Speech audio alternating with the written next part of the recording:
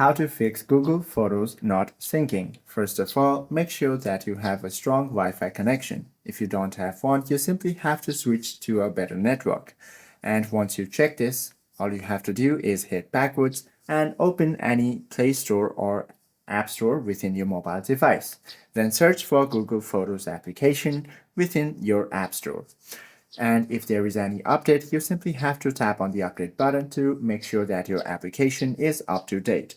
Now all you have to do is hit backwards and open your device's app gallery. From here, scroll down until you locate the Google Photos application icon.